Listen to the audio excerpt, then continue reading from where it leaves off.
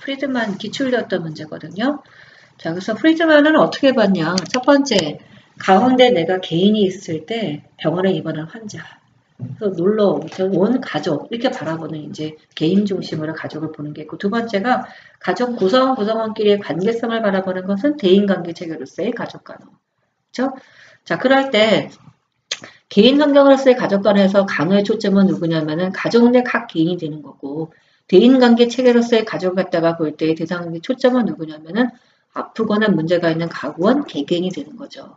그렇죠? 그리고 가족 전체로서 바라볼 때가 있겠죠? 그래서 전체 체계로서의 가족을 바라볼 때, 그러면 대상은 누가 돼요? 가족 전체가 되는 거죠. 그걸 지금 시험 문제 물어봤었잖아요. 대상의 초점이 누구냐, 목표가 뭐냐, 이거를 물어봤었어요. 그럼 다시 올라가면 개인 환경으로서 가족을 바라볼 때 대상의 간호의 초점은 각 개인이라 그랬었죠. 그럼 간호 목표는 뭐냐면 문제가 있는 개인, 네, 효과적인 간호, 운동, 식이, 개인의 초점을 두는 것이 그 목표가 되겠죠. 근데 가족 구성원끼리 대인관계 초점을 맞춰서 보는 가족을 갖다가 보는 관점으로 한다면 그때 간호 목표는 뭐냐면 가족 구성원 상호의 이해하고 지지 이거를 갖다가 목표로 두겠고요. 전체 가족으로서 가족 갖다가 바라봐서 간호를 한다라고 했을 때 간호 목표는 가족과 환경 간의 조화로 그렇죠? 그런 것들을 갖다가 목표로 본다는 거죠. 이해되세요? 예, 그래서 그 세 가지 기출렸던 문제에서 같이 해봤고요. 헨슨과 보이드만의 가족 간의 접근법도 동일하다고 보면 돼요. 이걸 확장해서 4개로 봤다 이렇게 보면 될 것 같아요. 시험 문제는 프리드만이나 헨슨과 보이드의 이렇게 시험 문제가 나와서 두 가지 중에서 하나의 관점을 끄집어서 쓰는 문제였었어요. 그래서 그 이제 가족 간에서 기출렸던 문제는 지역사회 간호학에서 풀어드렸던 문제가 있거든요. 거기서 내용을 보시면 될 것 같아요. 자, 우리가 지금 본 게 뭐예요? 지역사회 간호학의 가족 간호 파트에서 가장 많이 출제가 되는 파트, 이론 파트를 갖다 잠깐 본 거예요. 첫 번째, 체계로서 볼까? 두 번째가 상징적 상호작용으로 볼까? 세 번째가 구조, 기능에서 가족을 바라볼까? 네 번째가 마치 개인처럼 성장 발달하냐? 그래서 발달 이론에서 볼까? 마지막에, 그 다음에 뭐였냐면은 위기를 통해서 성장하는 걸 그걸 볼까? 그 다음에 이제 프리드만과 헨슨과 보이드 이런 초점에서 가족을, 한 사람을 볼까? 가족 간을 볼까? 아니면은 외부에서 봤을 때 가족을 갖다가 볼까? 이런 이제 관점을 가질 수 있다는 거죠. 그러면 이제 가족이 정말로 제대로 기능하는가 확인하기 위해서 가족 사정을 하게 되겠죠. 또한 기출 아주 많이 되는 파트죠. 가족 사정 도구. 우리가 조금 전에 봤던 건 뭐였어요? 사회 지지도, 또 하나는 가족 연대기를 봤잖아요. 그 전에 기출됐던 문제 뭐 수도 없이 많아요. 이거 주관식도 있었고 객관식도 있었고요. 수는 셀 수 있다. 수도 셀 수 없다가 아니라 셀 수 있게 많은데 첫 번째가 제노그램이죠. 가계도가 있어요. 가계도 우리 왜 병원에 입원하면 환자 사정할 때 그거 네모나고 동그랗고 그래가지고 엄마 아빠에다가 자식 그리는 거 있죠. 그거예요. 가계도라고 얘기를 하죠.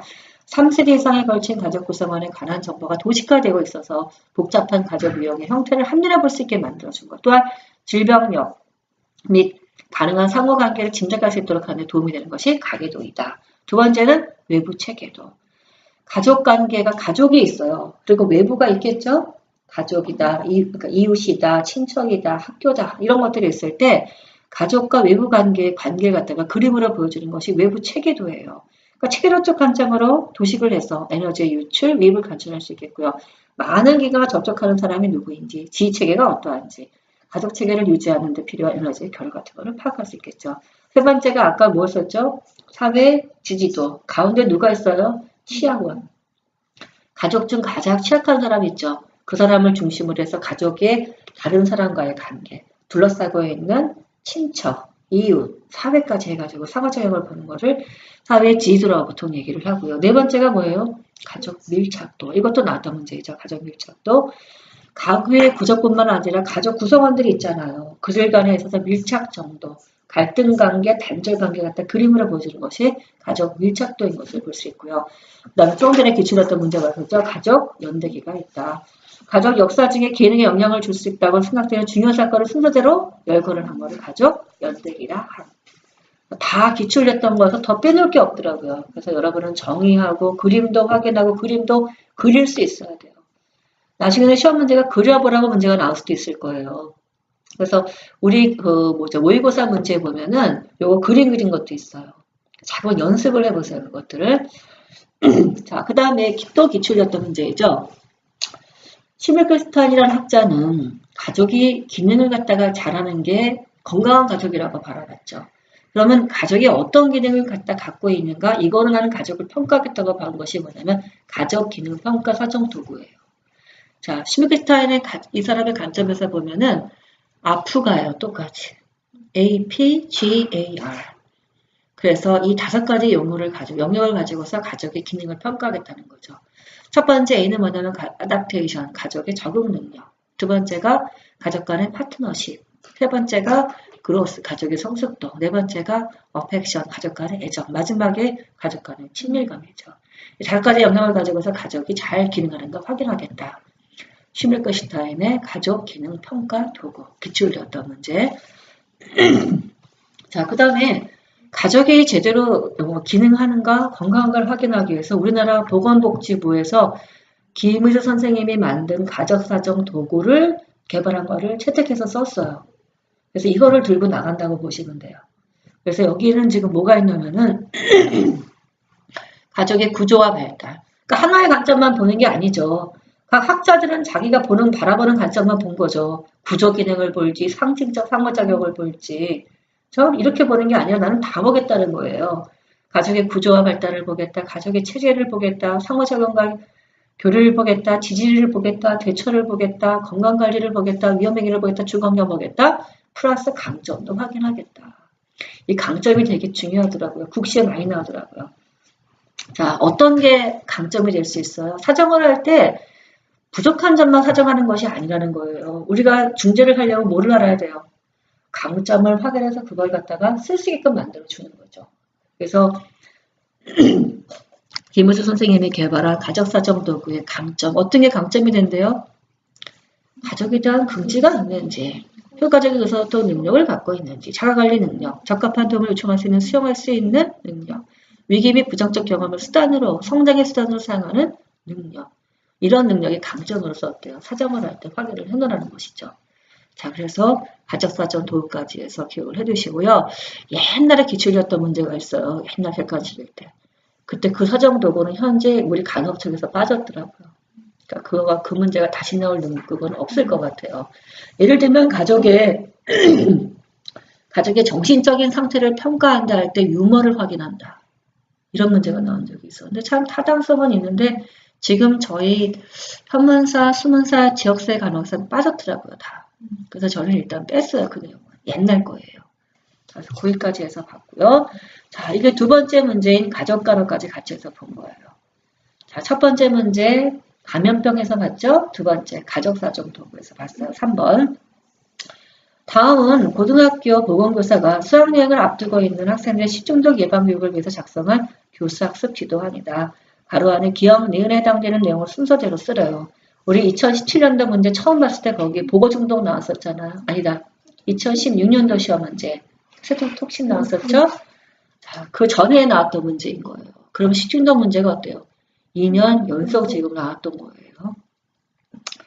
식중독 예방 및 관리를 하겠대요. 식중독 유형에 따른 원인과 예방법을 설명할 수 있다. 전시학습으로서 우리나라 식중독의 발생 현황을 파악했고요. 학생 집단 식중독 사례에 대한 동영상 같은 사정을 했고요. 시청을 했고요. 그런 다음에 이제 공부로서 식중독의 유형에 따른 원인 같은 성을 공부를 한 거죠. 그 중에 뭐가 있는 거예요? 황색 포도상 균에 의한 식중독, 장염 비브리오 식중독 하고 중력을 해버린 거죠. 그렇죠? 자, 그래서 정리평가에서 식중독의 원인균과 원인식품에 대해서 OX 퀴즈 문제를 냈대요. 자, 이거를 근거로 해가지고 기억 내에 해당되는 걸 쓰래요. 황색 포도상 균이 생성하는 뭐가 원인이 돼요. 그러면 균이 일으키는 뭐가 있겠죠. 독소의 이름을 쓰는 문제. 원인이 돼요. 발병하는 식중독. 주요 증상은 GI 증상. 그 다음에 주요 음식은 우유하고 유제품, 김밥, 도시락, 어패류 같은 거 원인이 됨. 식품 취급자가 뭐가 있을 때, 무슨 질환이나 편도선염이 있을 때 조리 업무에 종사를 금하도록 한. 그러면 거기는 질환자를 써야 되겠죠. 어떤 것이 있을 때. 자, 그래서 포도상균 식중독에 대한 것을 알고 있는가 물어본 문제예요. 그러니까 2016년도는 보거 중독, 2015년도는 포도상균에 대한 식중독. 이거를 문제인 거죠. 답은 일단 보면은 자, 황색 포도상균이 일으키는 대표적인 독소가 원인이 돼서 발생하는 독소염 식중독이죠. 자, 그 원인 독소 이름이 뭐예요? 장 독소이다. 엔테로톡신이라고 얘기하죠. 장 독소는 되게 포괄적인 이름이에요. 예, 주로 장에 가서 어때요? 기능을 갖다 하기 때문에 장 독소라고 이름이 붙어 있는 거예요. 엔테로톡신. 우리가 보통 보면 엔테로바이러스라는 거 있잖아요. 장 바이러스는 종류가 여러 가지가 있죠. 콕사키, 뭐 아데노바이러스 이런 거 있잖아요. 그런 것처럼 식중독균도 장에 가서 주로 문제에서 일으켰다 해서 장독소라고 붙어 있어요. 엔테로톡신이에요. 두 번째, 포도상균 식중독은 그래서 운두가 있는 사람 있잖아요. 오픈 운두가 있어요. 그런데 거기에 균이 있는 거죠. 그런 사람이 조리한 음식을 먹게 되면 나한테 어떤 균이 들어와서 얘가 내 몸에서 독소를 생산을 해가지고 GI 증상이 생긴 거죠. 그래서 지금 거기 뭘 물어보고 있냐면은 화농성 질환이 있는 사람들이 있잖아요. 그런 사람들은 식품 취급을 하지 못하도록 해야 돼요. 또 플루선염이 있을 때도 하지 못하도록 하는 것을 볼 수가 있죠. 근데 이거 지켜질까요? 이거 어떻게 다 조사를 하겠어요. 그래서 황색 포도상 규율의 식중독을 거기다가 쭉 내용을 정리를 했어요. 그쵸? 시험 문제가 지금 이런 것들을 물어보기 때문에. 그리고 우리 지난번에 봤을 때 테트라도톡신 뭐라 그랬어요?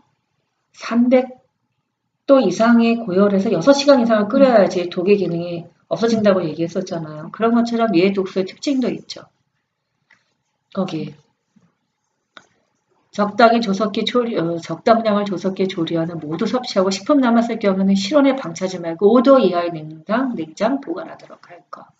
또 위에 올라가면 특성이 뭐가 있어요? 78도에서 1분 혹은 64도에서 10분에 가열려 구는 겨울 사멸되나 식중독 원인 물질인 장독소는 내열성이 강해서 100도씨에서 60분간 가열해 파괴가 된대요. 그러면 이것도 테드로톡신처럼 좀 문제를 낼 수도 있는 거죠. 그렇죠? 그렇게 나올 수 있는 문제니까 우리는 그 특성을 또 파악을 해놔야 돼요. 아, 이건 내열성이 강한 균이구나. 100도씨에서 60분간 1시간을 내리 끓여야 돼요.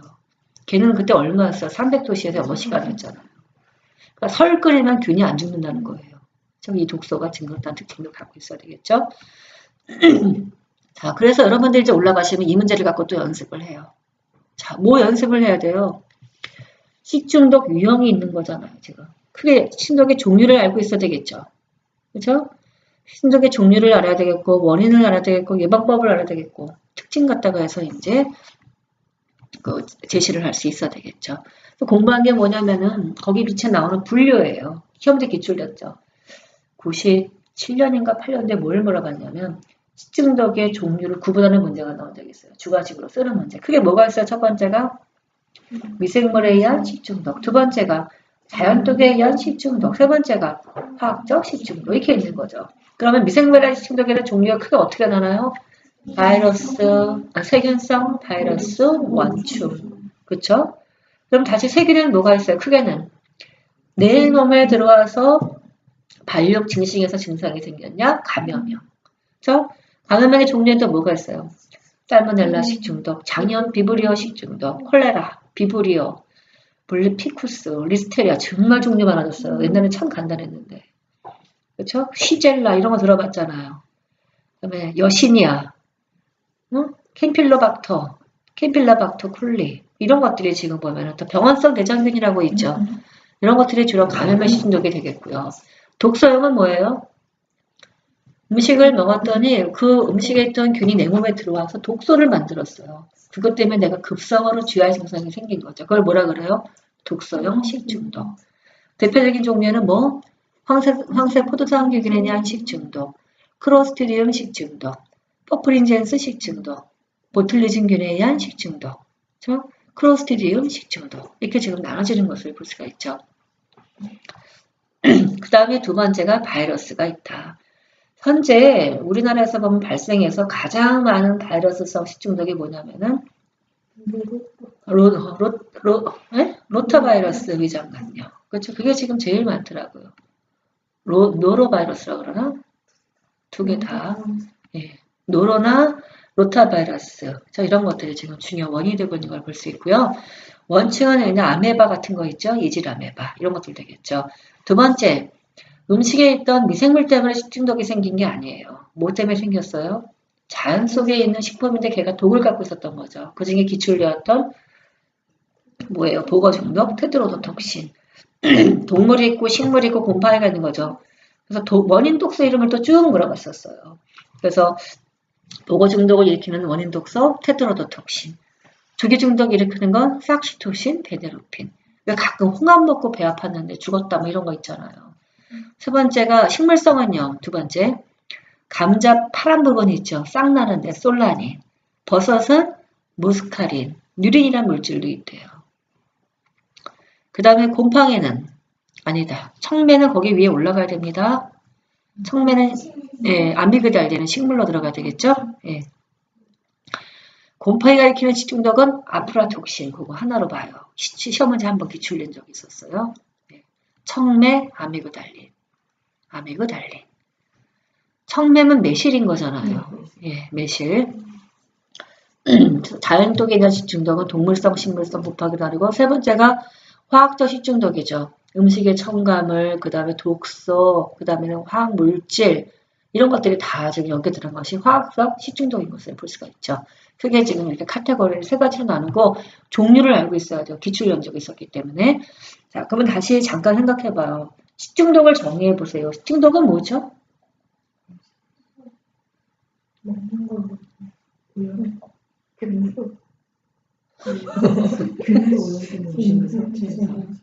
균으로 오염됐다? 그러면 자연독은 어떻게 설명하나 또? 식이니까 일단 음식이에요. 음식을 먹어서 급성으로 중독 증상이 생긴 거를 말 그대로 식중독이라고 표현해요. 이거는 소화기 전염병하고는 달라요. 뭐가 안 돼요? 전파가 안 돼요. 그렇죠? 그러니까 정의가 달라요. 그래서 옛날 기출렸던 문제에 뭐가 있냐면은 소화기 전염병이 식중독과 다른 점이 뭐냐 물어본 적이 있어요. 관점이 틀린 거라니까. 급성으로 GI 증상이 생긴 고기에 초점을 맞춰요. 그냥 그 아팠을 그 당시에 그것만 가지고. 예. 자, 그래서 거기까지 봤고요. 나머지는 이제 전염병 그 역학 파트에서 저 감염성 질환 그 질환들을 공부를 해야 돼요. 자, 넘어가서 4번 보도록 할게요. 다음은 고등학교 3학년이 이거 넘어가기 전에 식중독 있죠. 지역세가나 교과서에 보면은 독 특성 다 나와요. 몇 도에서 몇 분간 가라 독의 특성이 없어진다. 무슨 음식을 통해서 전파가 된다. 그거 다 공부를 해야 돼요. 분류할 것, 그 다음에는 바이러스 뭐인지, 그 다음에 균 이름이 뭐인지, 중독 증상이 뭐인지, 전파 경로가 뭐인지, 아니 전파 경로가 아니라 중요 음식물이 뭐인지, 그 다음에는 어떻게 하면 얘를 갖다가 그죠? 영향을 덜 받을 수 있게 조리를 해야 되는지, 예방법은 뭐인지 거기까지 다 공부를 해야 돼요. 자, 그래서 기출했던 문제에서 그거 받고 식중독은 퉁쳐서 공부하면 그냥 공부가 다 됐다고 보시면 될 것 같아요. 특히나 그중에서 감염형과 독소형의 차이점도 물어본 적이 있었어요. 거기까지 공부를 하시고 4번 문제 보도록 할게요. 지역세 관광에서 없음 찾았는데 없다. 그럼 저한테 얘기를 하세요. 자료 갖다가 드릴 테니까요. 4번. 다음은 고등학교 3학년인 정수 어머니와 보건교사와의 전화 통화 내용이다. 보건교사 바빠요. 전화 통화가 너무 많죠 지금. 위출증 기억에 해당되는 정수의 정신 증상과 미인에 해당되는 어머니의 방문 기제를 순서대로 쓰래요. 디펜스 메커니즘 2점짜리 정신과 문제이죠. 정수 어머니, 정수가 학교 생활에 문제가 있어서 전화 드렸어요. 여러분들이 전화를 하나요? 이런 거 있을 때? 정수가 친구들과 어울리지 않고 말도 잘 안 하는데 가끔씩 혼잣말을 알아낼 수 없는 말을 중얼거려요. 친구들이 욕도 하지 않았는데 자꾸 자기 욕한다고 생각하면서 친구들에게 따지는 거예요. 그래서 제가 면담을 해보니 정수는 사실이 아닌데도 누군가 자기를 대학에 가지 못하게 모든 사람을 동원해서 괴롭히고 있다고 생각을 하고 있더군요. 그전에도 남편이 정수를 데리고 정신과 병원에 간 적이 있어요. 뭐라고 하시던가요? 정수가 종양병이라고. 요즘은 두 가지 용어를 다 써두죠. 정신분열증. 입원 치료를 권했지만 제 생각은 달라요. 우리 아들은 치료받을 필요가 없어요. 고3이라 힘들어서 그런 거지. 아무 문제가 없거든요. 저는 정서를 어느 대학에 보낼지 고민하고 있어요. 정신과 의사 선생님이 잘못 진단하신 거예요. 자, 이렇게 두 가지를 가지고서 기억하고 니은을 가지고서 이게 뭐에 해당되는지 저 정신 증상, 그 다음에 방어 기제 이렇게 써보래요. 자, 기억의 정신 증상 뭐예요? 망상이죠. 친구들이 욕하지도 않는데 자꾸 욕한다고 생각을 하고 저에게 따지는 거. 오래 기출됐던 것도 망상이잖아요. 그러니까 보니까 망상을 좋아하나 봐. 시험 출제내기가 쉽고. 그러니까 망상을 자꾸만 문제를 내는 것 같아요. 올해도 망상이었잖아요. 망상에다 간호중재를 냈잖아요. 절대로 논쟁하지 말 거. 설득하려고 하지도 말 거. 그죠? 이렇게 얘기했던 망상이죠. 잘못된 신념 체계라고 하는 것이 망상이다. 자, 그 다음에 니은에 제 생각은 달라요. 우리 아들은 치료받을 필요가 없어요. 뭐라고 써요? 부정이라는 디펜스 메커니즘을 쓰고 있죠. 의식적으로 감당할 수 없는 생각과 충동이나 외부 현실에 대한 인식을 무의식적으로 회피 혹은 부인하는 것을 보통 우리가 부정이라고 한다. 아까 우리가 엘리자베트 커블러스의 첫 번째도 부정이었잖아요. 그죠? 그렇게 부정을 쓰는 거죠. 시험 문제 이거 말고도 그전에 기출됐던 문제 보면은 방어기제 엄청 나왔어요.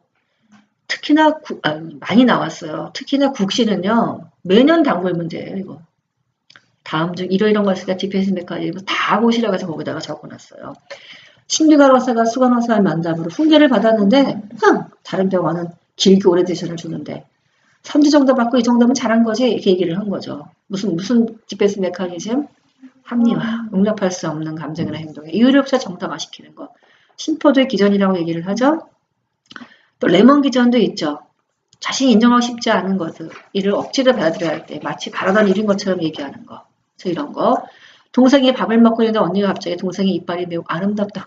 정치과적으로 문제가 있지. 저 이빨을 뽑아버렸으면 하고 생각하다 죄책감을 곧바로 이빨에 좋은 칼슘이 든 우유를 많이 마시라고 듬뿍 주었다. 이게 기출됐던 국시 문제 지문이에요. 남편이 부인과 싸우는 부인에게 꽃다발을 주었다. 어떤 디펜스 메커니즘을 썼나? 취소. 불편했던 경험을 기억을 실제적으로는 상징적으로 지워버리기 위한 목적으로 특정한 행동하는 것을 취소라고 얘기를 한다. 아침에 부인과 싸우고 나간 남편이 퇴근할 때는 꽃을 들고 오는 거. 성적인 어떤 공상이나 자유로운 사람이 손을 반복적으로 씻고 있는 거. 이런 것들 보통 우리가 취소라고 얘기를 하죠. 그 다음에 정신치료를 받은 40대 여사가 어린 시절에 아무 이유 없이 아버지에게 폭행을 당했던 기억을 남의 일처럼 아무렇지도 않게 얘기를 해요. 아이솔레이션, 고립이 있죠. 자, 고립, 격리라고도 얘기를 하죠. 고통스러운 경험을 한 사실은 의식계에서 존재하지만 그 경험과 관련된 감정은 어때요? 떠올리면 너무 힘든 거죠. 감정하고 사실을 분리시켜서 감정은 묻어버리고 사실만 얘기하는 거죠. 근데 우리도 이거 많이 쓰지 않나요? 많이 써요. 우리도 아버지가 돌아가시면 아버지가 돌아가셨어요. 사실은 얘기하지만 감정은 묻어두는 거죠. 왜냐하면 나를 보호하기 위한 거죠. 모든 디펜스 메커니즘의 기본은 뭐냐면 불안이에요. 불안. 그래서 그런 거. 자, 그럼 네 번째가 손 씻기를 반복하는 강박증 환자들은 불안을 해결하기 위해서 어떤 방어기제를 주로 사용하나? 취소, 격리, 반동 형성. 취업 스트레스가 심했던 대학생이 갑자기 앞을 볼 수 없다고 한다? 오래 기출됐던 문제잖아요. 전환. 그러니까 연습을 해보라고 이걸 다 넣어드린 거예요. 부모가 착해 효자난다. 아동이 초자아와 선 역할을 배울 때 사용하는 방어기전이 뭐냐? 동일시를 많이 하죠. 그렇죠? 유치원 다니는 아이가 소꿉놀이 할 때 엄마 역할을 즐기고 구두를 신거나 화장을 한다. 이것도 다 동일시 갖다가 통해서 우리가 하는 방어기전이 되겠죠. 작은 고추가 맵다. 이 말은 뭐예요? 컴펜세이션, 보상이란 말을 쓰고 있는 거죠. 편집적인 성격의 사람이 무의식적으로 자신의 열등감과 무능감을 감추기 오히려 우월하게 자신있게 행동하는 거, 반동 형성. 정말 많아요, 예제가. 이것도 정신과 그 책에 보면 다 예제들이 나와 있거든요. 그 예제가 또 국시에 기출돼요. 그러니까 차라리 정신과 책에 있는 디펜스 메커니즘 파트에 있는 예제를 갖다가 많이 받는 게 기본적으로 시험 내에는 도움이 많이 될 거라는 생각이 들어요. 정신질환자가 가장 많이 쓰는 방어기제가 뭐냐? 이것도 국시 기출되었다는데요. 제일 많이 쓰는 게 뭐래요? 투사, 나쁜 방어기전이에요. 건강하지 않죠. 퇴행, 부정, 현실, 왜곡. 이런 것들. 더 안 읽어도 되죠? 예. 그래서 그렇게 해서 받고. 방어기전 중에는 성숙한 방어기전도 있고요. 신경측적 방어기전도 있고 미성숙한 방어기전도 있고 정신병적 방어기전도 있어요. 대표적인 것이 부정, 왜곡 이런 것들을 보통 우리가 정신병적 방어기전이라고 얘기를 해요. 자, 5번 문제. 자, 다음은 보건교사와 김교, 응, 12번에 우울증 환자가 많이 예, 왜 있냐. 그러니까 우울증 환자가, 거기 지금 위에 보면 있죠. 잘못된 것은 모두 자신 탓으로 돌린다. 11번이잖아요. 어떤 생각이나 행동의 책임을 다 내 탓으로 돌리는 거예요. 그래서 우울증 환자들은 다 내 탓이에요. 내 탓을 하기 때문에 뭐가 생겨요? 나를 해코지 하는 거예요. 그렇게 해서 자살 시도가 많다라고 하는 거, 그거 갖다가 함입해가지고서 나타난다라고 얘기를 하는 거죠. 이해되시죠? 예.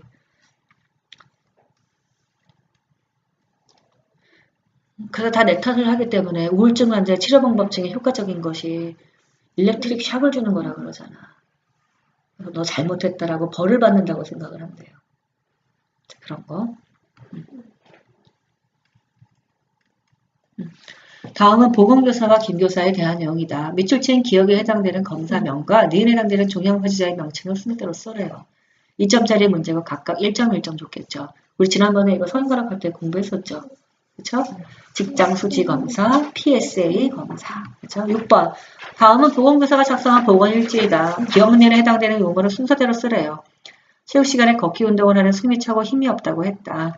경상적혈구성 빈혈이 있다고 한다. 10일 안에 넘어져서 왼쪽 가슴에 상처가 생겼으나 10일 전에 넘어서 왼쪽 가슴에 상처가 생겨 잘 호전되지 않았다. 손발이 차갑고 피부가 창백하다. 간호 내용. 혈압과 호흡을 하정함.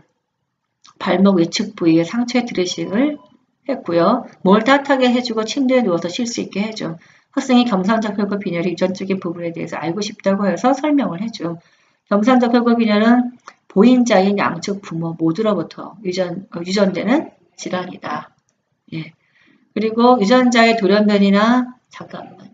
예. 돌연변이로 인해서 그 HBA 대신에 뭐가 만들어져서 모양의 적혈구가 생긴 거다. 이 적혈구는 체내 산소 공급을 감소시켜서 이상이 나타난 다양한 증상을 유발한다. 병원에서 진료를 받을 수 있도록 내가 조치를 했다는 거죠. 그래서 지금 이거는 어떤 질환이냐면은 상염색체 유전성 질환이죠. 아까 우리가 상염색체가 있고 성염색체가 있다 얘기했었죠. 상염색체는 뭐냐면은 유전을 갖다가 물려주는 거. 오토솜이라고 얘기를 하죠. 22개. 그렇죠? 거기에 있는 건데 22개 염색체 중에서 몇 번째 거? 11번째. 그 염색체의 단 안에 11번째 염색체의 단 안에 15.5 부분에 존재하는 헤모글로빈 베타 유전자가 돌연변이가 되어버린 거예요. 11번째 염색체의 돌연변이로 인해서 헤모글로빈 단백질의 서브 유닛 중에서 베타 서브 유닛이 잘못 연결된 거죠. 그래서 뭐가 됐어요? RBC가 뜬그랗지가 않고 남모양이 되어버린 거예요. 11번째 염색체의 단백질 서브 유닛의 변화. 그래서 지금 거기에 HbA 대신에 뭐가 생긴 거예요? HbS인 서브 유닛에 지금 문제가 생긴 거예요. 그걸 쓰는 문제가 나온 거예요. 이거는 아동간호학에 있어요. 성간호학에는 없어요. 그 내용이. 그러니까 질환마다 우리가 특정해서 이거는 아동에 있어, 이거 성인이 있어라는 것은 그 책을 봐야지 기출되었던 파트들을 다 확인해서 볼 수 있어요. 그래서 이상에 있는 베타 서브 유닛을 가진 헤모글로빈 HbS, 정상 헤모글로빈을 HbA라고 하고 HbS가 생긴 거죠. 그렇죠? 그래서 이제 글루타민이라는 아미노산이 발린이라는 다른 아미노산으로 바뀌면서 남모양의 적혈구가 생성이 되어버린 것이 이 질환인 것을 볼 수가 있다. 상염색체 11번째, 그렇죠? HbA가 아닌 HbS가 생겨서 RBC가 낫이 된 질환. 이렇게 되는 것이 지금 경상적혈구성 빈혈이죠. 병태 생리는 RBC가 땡그라 되는데 그래야 산소를 많이 캐리를 하는데 이거를 못하고 있는 상태가 되는 거죠. 예, 그래서 그렇게 생긴 질환을 갖다가 요 질환이라고 얘기를 해요. 예, 잠깐만요.